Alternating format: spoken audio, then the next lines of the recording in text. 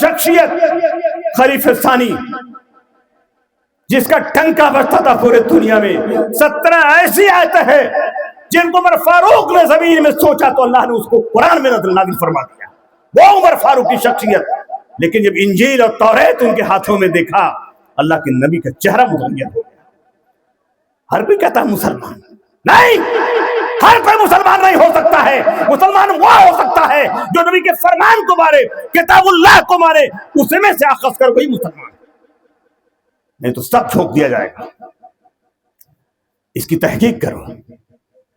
ابھی ہم زمین خریدنے جائیں نا، کہیں ڈبل بینامہ نہ ہوا، بھینس لینے جائیں نا، آگے پیچھے تو گھوم کے دیکھیں گے، زمین خریدیں گے تو کہیں ڈبل بینامہ نہ ہو۔ اور دین کو بس ہمارے مولوی نے جو کہہ دیا، ہمارے مولوی جو کہہ، ہم وہی مانیں گے۔ سورہ توبہ کی آیت ہے، اتخذوا احبارهم ورهبانهم اربابا من دون اللہ۔ یہ قرآن کی آیت، اللہ کا کلام ہے۔ اللہ رب العالمین ہمارے نبی کریم صلی اللہ علیہ وسلم کے اوپر یہ وحی نازل کر دیا۔ اس وقت عدی بن حاتم رضی اللہ تعالیٰ عنہ، ایمان کے تعلق سے بات ابھی کر رہا ہوں، جو کہتے ہیں ہم بھی ایمان لاتے ہیں، ہم بھی ایمان کون لاتا ہے؟ ایمان کی تفسیر کیا ہے؟ ایمان کی ڈیفینیشن کیا ہے؟ اس کی وضاحت کیا ہے؟ اس کو نہیں سمجھتے ہیں۔ لا الہ الا اللہ کا معنی کیا ہے؟ اس کا تقاضا کیا ہے؟ اس کا تقاضا یہی ہے، اللہ رب العالمین کے ساتھ اسماء و صفات میں ربوبیت کو ہر کوئی مانتا، الوہیت کا انکار کرنے والے ہیں لوگ۔ لیکن جو توحید پرست ہے وہ ربوبیت، الوہیت، اسماء و صفات تینوں کو فالو کرتا ہے، وہی مسلمان ہے، وہی جنت میں جائے گا۔ میرے دوست، ہمارے آقا نے فرمایا لو کان موسیٰ حیۃ النبوۃ لاتبعنی، اگر موسیٰ بھی زندہ ہوتے، اگر موسیٰ بھی زندہ ہو گئے تو ہوتے، اے عمر فاروق تو میری پیروی کرتے، اور اپنی کتاب توریت کو نہیں پڑھ سکتے، اور اگر اپنی کتاب کو پڑھ لیتے تو فاسق و گمراہ ہو جاتے۔ ہم نہ گمراہ ہو۔ موسیٰ علیہ السلام اللہ کے نبی کی بات کو اگر نہ مانتے، اللہ نے پہلے ہی لے لیا تھا۔ اور یہاں کہتے ہمارے مولوی نے کہہ دیا، ہمارے یہ نے کہہ دیا۔ آپ کو بتا دوں جو میں کہنے جا رہا تھا، عدی بن حاتم رضی اللہ تعالیٰ عنہ نئے مسلمان اسلام ہوئے تھے۔ اس کو میں کہہ چکا، لیکن پھر بھی میں سسی میں بات ڈال دیتا ہوں ایمان کے تعلق سے۔ انہوں نے جو ہے ایسے جھکے تو گلے میں سلیب لٹکی ہوئی تھی، سلام کیے تو اللہ ہمارے آقا نے فرمایا عدی، لوگ اپنے عالموں کو، عابدوں کو معبود بنا لیا، رب مان لیا۔ یہ قرآن کے اتخذوا احبارهم ورهبانهم اربابا من دون اللہ، لوگوں نے اپنے عالموں کو، اپنے عابدوں کو رب مان لیا۔ اس کا معنی کیا؟ رب مانے کا معنی یہ ہوا، عالم اگر حلال حرام کو حلال کہہ دے، حلال کو حرام کہہ دے تو مان لے، اس کی تحقیق نہ کرے، وہ گویا کی رب مان لیا۔ کیونکہ شریعت کا پیدا کر سکتی، شریعت کا نازل کرنے والا صرف اللہ کی ذات ہے، کوئی نہیں ہے۔ اور جس نے شریعت میں نئی بات پیدا کر دیا، اس نے اپنے آپ کو رب ٹھہرا دیا، کیونکہ یہ رب کا حق ہے، یہ اللہ رب العالمین کی شان ہے، کسی نبی اور رسول کی بھی نہیں حق ہے۔ اور جس نے اپنے طرف سے نئی بات ڈال دی اسلام کے اندر، اس نے اپنے آپ کو رب بنا لیا۔ اے عدی بن حاتم، تمہارے علماء نے، تمہارے عابدوں نے حق کو ناحق سے حق اور ناحق کو حق سے تبدیل کر دیا، مال ایٹھنے کے لیے، دولت اور پیسہ کھانے کے لیے۔ کہا ہاں حضرت صلی اللہ علیہ وسلم ایسا کرتے ہیں، تو کہا یہی ہے کہ انہوں نے رب مان لیا۔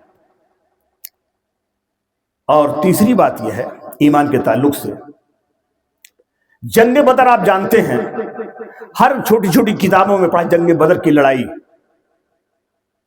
جنگ بدر کی لڑائی میں 360 مسلمان تھے جو بہت ہی کمزور، بوڑھے، بچے تھے، اور ان کے اپوزٹ میں مشرکین کی تعداد جدید اسلحے اور نوجوان تھے۔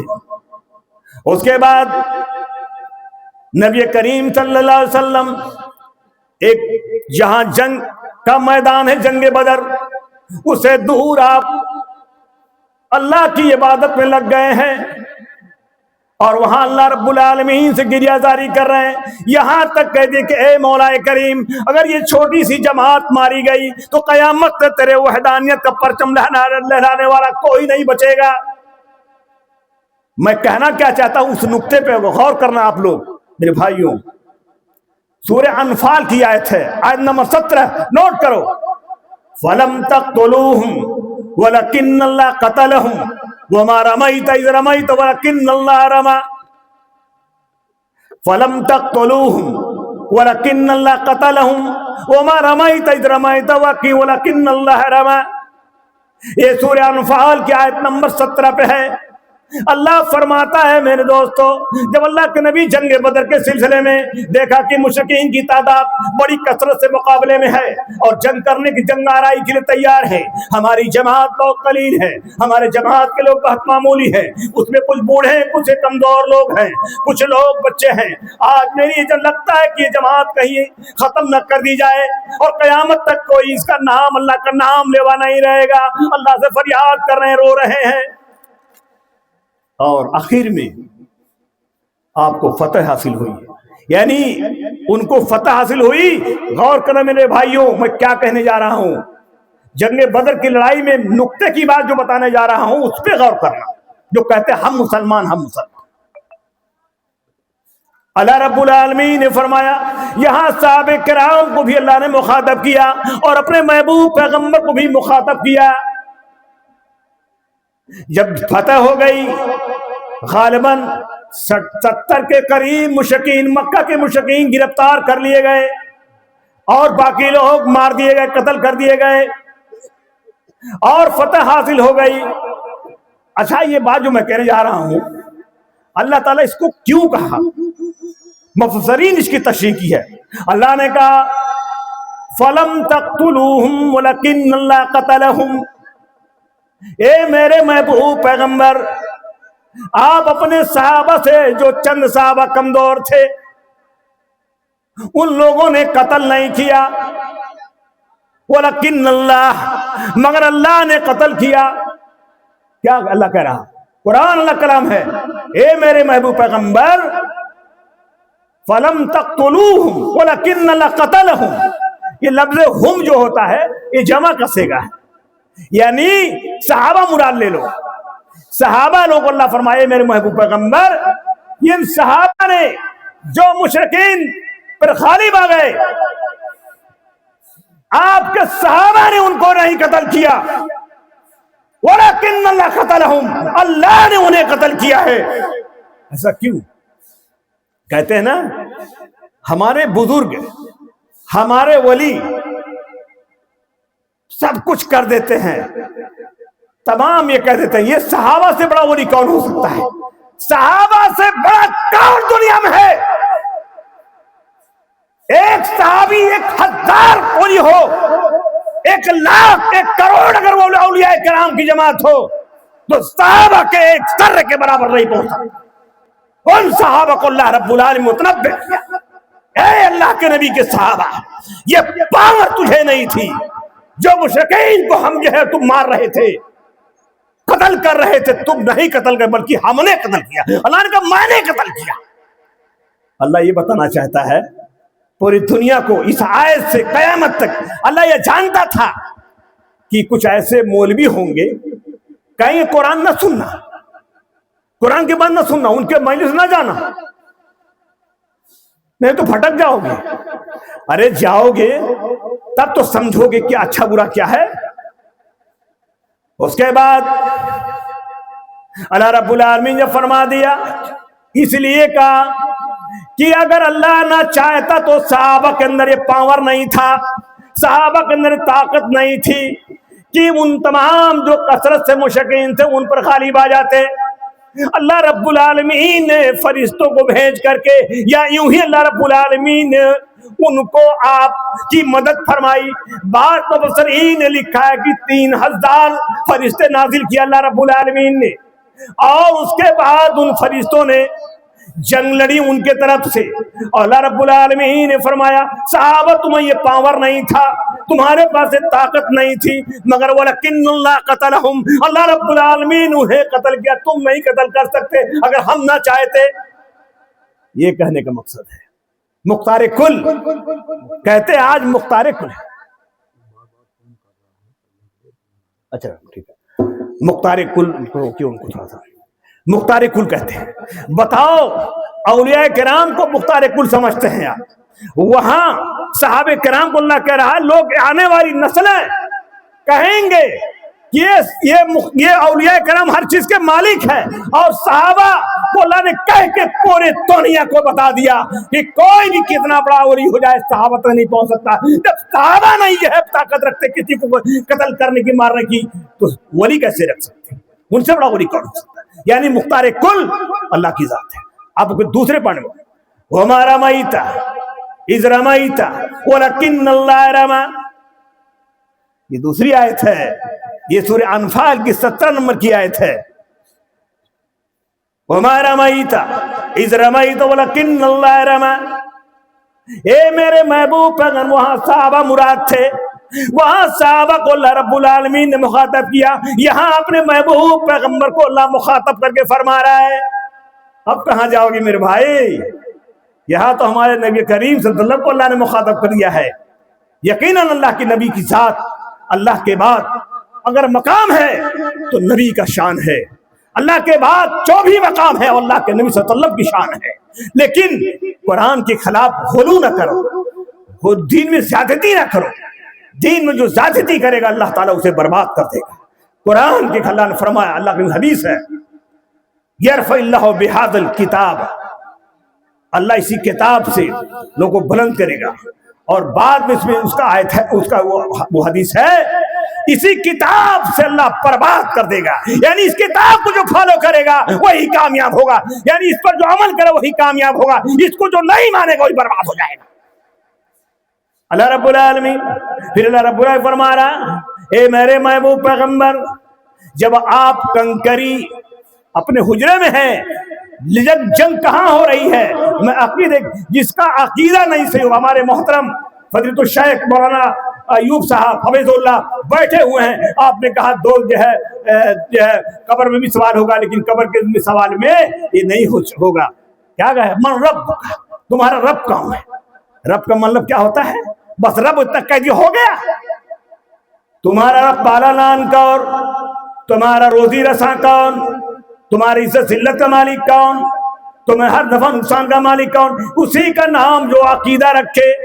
جب نکیرین پوچھیں گے من ربک، تمہارا رب کون، تو جس کا ایسا عقیدہ ہوگا، جو کبھی قبروں کے چکر نہیں لگایا ہوگا، جو وہاں جا کے مرادیں نہیں مانگا ہوگا، وہ فوراً کہتا ربی اللہ، میرا رب اللہ ہے۔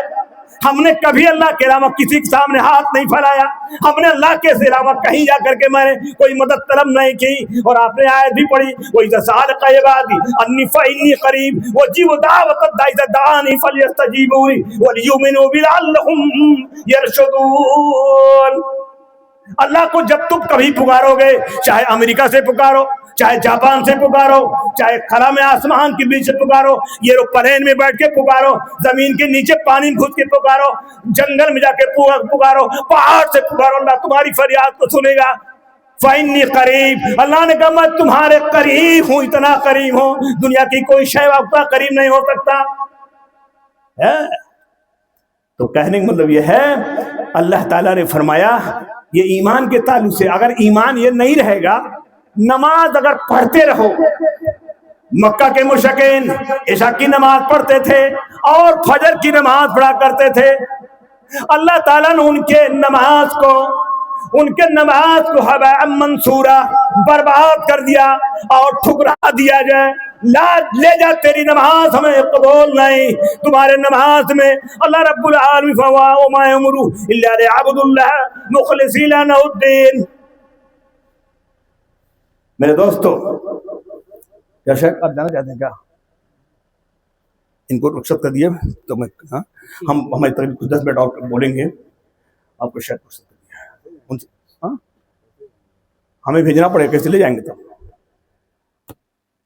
بہرکیف آپ لوگ سن رہے تھے، میں کچھ کہہ رہا ہوں، 2-4 منٹ اور کہہ دوں گا. تو میں یہ کہہ رہا ہوں کہ اللہ کے نبی کریم صلی اللہ علیہ وسلم اپنے حجرے سے، آپ لوگ میرے طرف توجہ دیجیے میرے بھائیوں، اپنے جہاں اللہ کے نبی جنگ بدر کے میدان میں اپنے حجرے میں جہاں بیٹھے ہوئے تھے، تھوڑا آپ لوگ بیٹھیے جو، اور آپ لوگ جو ہے آپ لوگ ہماری طرف توجہ کیجیے. اللہ کے نبی صلی اللہ علیہ وسلم اپنے حجرے میں جنگ بدر کی لڑائی میں، پہلی وہ لڑائی تھی، اسی لڑائی میں ہمارے آقا صلی اللہ علیہ وسلم ایک مٹھی میں وہ لیے کنکریٹ لیے. 2 روایتیں، رما مانے ہوتا بالو، رما کے مانے ہوتا کنکریٹ. آپ صلی اللہ علیہ وسلم جنگ کہاں ہو رہی ہے؟ جنگ ہو رہی ہے دھرائچی یا جنگ ہو رہی ہے لوٹن، اور یہاں ہمارے آقا صلی اللہ علیہ وسلم حجرے میں بیٹھے ہوئے ہیں، اور اس کے بعد اپنے مٹھی میں بالو لیتے ہیں اور پھینکتے ہیں، اور یہ بالو جا کر کے مشرکین کی آنکھوں میں پڑ جاتا ہے. مشرکین کی آنکھوں میں کنکریٹ پڑ جا رہی ہے. جب پڑ گئی تو چکا چوتھ ہو گئے. اس کے بعد تمام صحابہ نے ان اپنا آنکھ جب پکڑ لی تو صحابہ نے ان کو جو ہے حملہ کر دیا اور غالب آ گئے. تو اللہ نے کہا وَمَا رَمَيْتَ إِذْ رَمَيْتَ وَلَكِنَّ اللَّهَ رَمَى. اے میرے محبوب پیغمبر، جو کنکریٹ اپنے ہاتھ سے آپ پھینک رہے تھے ان مشرکین کی طرف، آپ نے نہیں پھینکی. اللہ، یہ نبی، اللہ نے اس کو کہنے کی کیا ضرورت تھی؟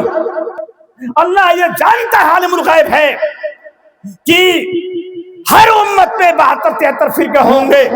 امت محمدیہ میں 73 جماعتیں ہوں گی، ایک فرقہ ناجیہ ہوگا، باقی سب جہنم میں جائیں گے. اس لیے ان کا عمل نہ قرآن پہ ہوگا نہ حدیث پہ ہوگا.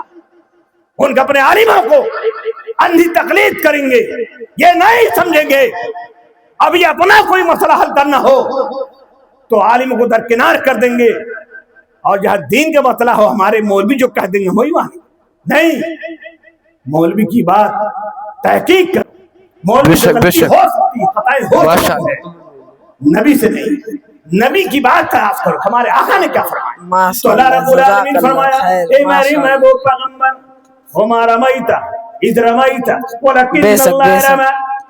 جب آپ کنکریٹ و بالو اتنی دور پہ وہ صحابہ لڑ رہے تھے، مشرکین